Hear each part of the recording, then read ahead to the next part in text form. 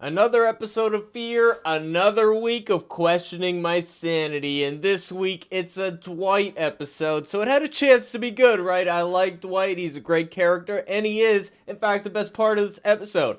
But it's classic Fear in the sense of coincidences and just really ridiculous things happening, and so many laughable moments, and it's a lot of fun for me to go through this episode.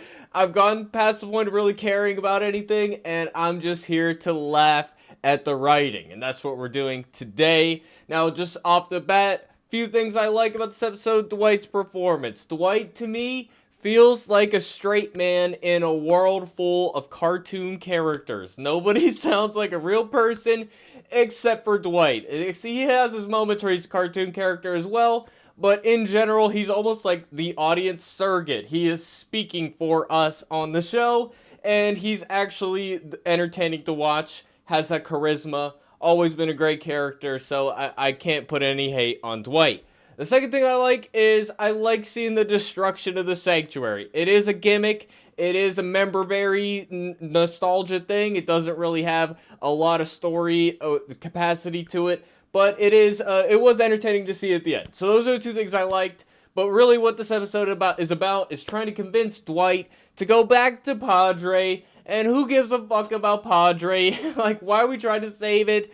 Why not just go to Alexandria, bro? Why not go there like how Morgan did? What are we doing right now? Why? That's the main question on my mind is why? But anyways, we're just going to start breaking down this episode. Let me know what you guys think in the comment section, and definitely sub if you want to see more reviews like this. So we start off the episode with Dwight returning to his home that he had with Sherry, and he's reminiscing, he's sorrowful, he's mourning, because of course he just lost his son in a ridiculous manner. But I understand the start of the episode, he's in the dumps, he's depressed, and he's separated from Sherry and all that. Fine, perfectly fine to start the episode like that, makes sense to me. That's exactly what would be happening if you went through that, okay? So, he's just sitting there, and then they're like, we need a plot to happen. Let's have man show up, and he needs insulin. Exactly like how we were introduced to Dwight. You know, his Sherry's sister needed insulin, and that was the whole thing when they first showed up. And it's just very contrived, and even Dwight himself is like, you can't expect me to believe that this is a coincidence. That's what I meant when I said Dwight is speaking for us as the audience. We're like, you expect me to believe that? Come on now, it's ridiculous. And there's nothing there, no substance. It's just really full circle nonsense. And this guy's like, you gotta help me, man. I need my insulin. They stole it from me. A guy can make it. And Dwight's like, yeah, nobody has that anymore. Like, stop lying. And then he's like, no. Oh, he had a guy who can make it, but now he's dead. And I had a little bit left. And you need to help me get it. Dude, you're asking somebody to put themselves in danger for, like, this is a guy, a stranger, complete stranger. This guy could be a piece of shit. Dwight doesn't know, right? And Dwight's just gonna go on this pointless mission, a suicide mission, with a bunch of enemies in the sanctuary. Of course, they happen to be in the sanctuary as well. And he's gonna go on this it's a pointless mission. I get it, you know, he's like, a week is great to live and all that, blah, blah, blah. I agree. So you do it then. You go and try to steal it back. And if you die in the process, oh well, you're gonna die anyway. No, you need to get, like, dude, Dwight should never go on this mission. I don't know. And the writers know that too, and that's why Dwight's like, no, I'm not doing it. But they have this conversation outside of the sanctuary, which is like, first of all, there's fucking enemies around, and you're just gonna have a chat behind a fucking car. Come on, bro. And then Dwight's like, no, I'm not doing it. And then he does it anyway. I don't even remember why. It doesn't matter. But the dialogue in this scene, it's cartoon characters, bro. Like, this is Fear, classic Fear. People call it Gimple-ism. I'll call it a Fear-ism, okay? Dwight's like, we used to live in there. And then the other guy's like, oh, what in the factory? And Dwight's like, we didn't call it that. It's like, well, what did you call it? The sanctuary. Whoa, he said the thing, guys. Wow, he said that. Do you remember the thing? He said it, guys. It's like, nobody talks like that. Very forced dialogue just so he has to say sanctuary, bro. Like, I don't know. He could have just said it like, we used to call it the sanctuary or something. Like, I don't know. And we get the walkers with the metal on the heads, which is cool. But there's so many of them in this episode. I didn't know that. I don't know. I guess I got to rewatch season 7 and 8. I don't remember there being that much. Of course, all their chains just happen to snap exactly at this moment because it's Fear of the Walking Dead. Coincidence, convenience for the plot is the main writing tactic because it's written by children. You can't convince me that a full-grown adult wrote this fucking episode. I can't. It's never gonna happen. Okay. And then Dwight just waltzes in. No big deal. There it is right there. And then he finds the thing, and then he leaves. Except he has to stop by the furnace real quick, and for some reason it's still lit. Why is it still lit? Who knows? It's conveniently, the fire's out later. Just no reason it's out, it just is. And then Dwight is like, I was about to escape, but now I'm stuck in the past. I'm thinking about my face burning. And it's just like, dude, just fucking go. And then this guy's here, and then the most contrite, like, we have all these things in Fear where it's like, I'm holding you at gunpoint, and then I take you out. That's not how that works, bro. The instant Dwight tried to, like, close in on this dude, Dwight's getting fucking shot, okay? And we do this every time. Once in a while, I can look past it. I can overlook it, suspend disbelief, but it's every fucking episode. It drives me up a wall. And then, of course, Dwight throws him in. And the way they edit this is just, it's so hilarious. And this whole episode, we got flashbacks to season 7 and 8. Like, bro, we're still watching this show. We remember. We don't need to see it every 2 seconds. Occasionally, that kind of editing is helpful when you actually, it's an obscure thing that you might not remember from many years ago. Fine. We remember the Sanctuary. We remember Negan. We remember his face getting burned. We remember all that. You don't need to do that, okay? Maybe they're just trying to pad out the runtime. Fair enough. Then Dwight gets back to the house where he's supposed to meet the guy, and the guy's already dead. So a pointless mission is extremely pointless. And now, you know, Dwight's thinking about Daryl, I guess. Daryl said, you gotta make things right, man. And he's like, I try to go back to the sanctuary and make things right, man. And he's acting drunk. And this is where he's a cartoon character. He's trying to act, like, I don't know if he's delirious because he got shot or what it is, but he's acting drunk.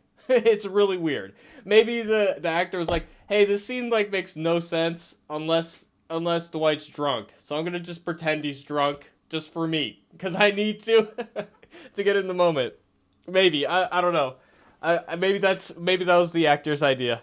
And then of course Sherry shows up right then because why not? And I get, like, I guess, you know, of course Dwight maybe would go back here. It'd be worth looking, but like right this second, come on, dude. You expect me to believe that's a coincidence? To quote this episode, no. And then Dwight is getting patched up by Sherry, and June is there. And then Dwight's speaking for the audience again. Shouldn't you be doing that? And then there's this really contrived storyline in this episode where June's like, I can't do it anymore, man, because Finch died, man. It's like, Finch dying of radiation poisoning has nothing to do with this. Like, it's so stupid.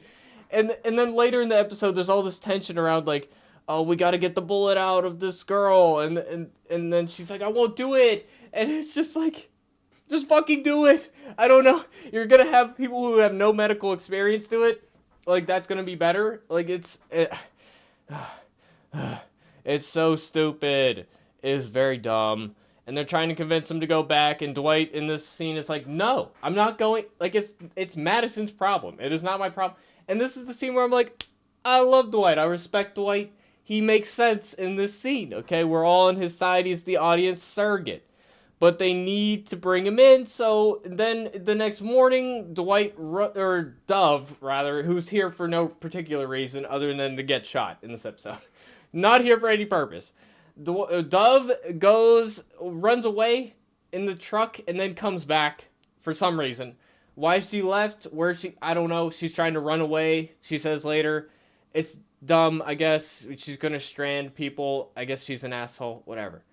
She just so happens to run into the Sanctuary people on the road, and they shoot her and say that we're looking for somebody. And there's all these Sanctuary guys. There's a ton of them. If they wanted to kill her, they could. One bullet, really? There's no even other attempts. Okay, what the hell? And then And then she's driving in the truck, and then all the other guys are walking. They don't have a vehicle, and they just so happen to show up at the exact same time. Like, dude, what?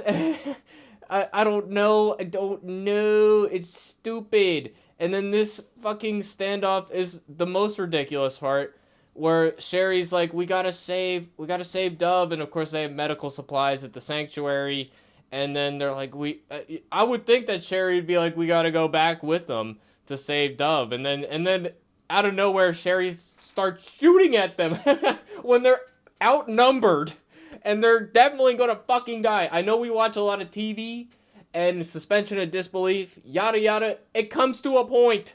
7 against 2, and they're sitting behind a car. Like, dude, they would all be dead. It's so...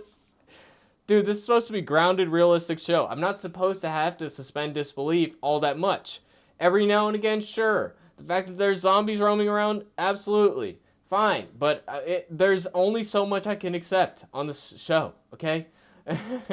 Now here we are in the sanctuary, and they're doing the surgery, except June, I can't do it. My fingers are shaking. I don't know. I don't get why. And then all of a sudden, the zombies show up on cue conveniently. They say something about a dome fire drew them in. I don't know what that means, if they're talking about the furnace or what. I don't know. Just very convenient. Dwight goes back to the room. There's bullets in there. And he's like, I'm going to go outside and kill myself, and the zombies are going to come get me. And Sherry's like, I won't let you. I'm locking you in the room, and then I'm going to do it. It's funny. It does not feel like an organic argument. And then here we got another scene that's extremely inorganic, and it's just, they're cartoon characters, bro. Like, June's like, I can't. Crying about people that died already, and I can't do this anymore. Everybody's gonna die because of me. It's like, she's gonna die because you're not doing anything, you fucking idiot. I hate her. And then Sherry, a fence collapses on Sherry. I think it's funny. I'm laughing. She's about to reach for the gun. She doesn't. She's instead gonna reach for the radio. I'm laughing. It's funny. She's just like, no, I'm gonna let myself get eaten. And I don't know. It's funny. It is funny, okay? I don't have any other words for it. And then June, instead of going out to help Sherry right then, she stops by and gets Dwight first, and then Dwight can save her, and then June's God knows where, I don't know. She's like, I'm not helping, bye, I guess. And then even though I can't do the surgery, and then and I forgot earlier, when she was trying to convince Dwight to take the bullet out, Dove was like, you couldn't even save your son. It's like, it doesn't even make sense. It's not like the son died in a surgery because something Dwight did wrong. It doesn't even apply at all. It's so stupid, bro. And you could say the same thing to Dove, like, you couldn't save your mom, so I don't trust you. It's like, what the fuck? I don't understand why the show is so dumb, bro. And then everything starts collapsing, and then this part's okay, I guess. Oh, and I forgot the guy Dwight threw in the furnace is somehow still around. He should be ashes, because he was burning, right? And now the furnace is conveniently off, and then the guy who's the leader of this group is gonna throw Dwight in, and then Dwight, of course, turns it around on him conveniently. And then they're like, we're hiding in the furnace because the fire's out. And I'm laughing again. It's funny. It is funny. It is stupid. Very dumb. And then we get June to believe in herself again. And we have to make something good or something bad or redemption and blah, blah, blah. It's stupid. And then we're going out of the furnace. And this part's cool. I like the set dressing and all that. It's really cool. I unironically really like seeing the sanctuary collapsed in. It doesn't mean anything. It's just cool to see. It's nostalgia bait, but it's cool. I'm fine with it, I guess. And then we're outside and we're like, June, we're all family now, like how I said in the train car. They're like, okay, that's fine, I guess. And then he's like, and Dove, you too. It's like, no. You just made the whole thing illegitimate. You don't know Dove at all. Like, don't say that. It's just makes your whole speech sound not real, okay? And then we get the actual only really important scene for the overall storyline, other than getting Dwight back. I mean, we could have just had Dwight in the first episode of this back half, and he just showed up with Sherry and all of them at the hotel. You didn't need this episode, really. It's just a nostalgia bait thing. And then we get the one scene that actually progresses the plot a little bit, where this is the cell where Madison was holed up at Padre, and then Victor Strand, he's wearing his old beret and everything. It looks stupid, but he cut his dreads, I think. I don't know, but anyways, then on the radio, Troy's like, my daughter's missing, you can't find her, and then finally something happens, and Strand and his people, they managed to find her somehow. Maybe they did last episode, and we just didn't see it off screen or something.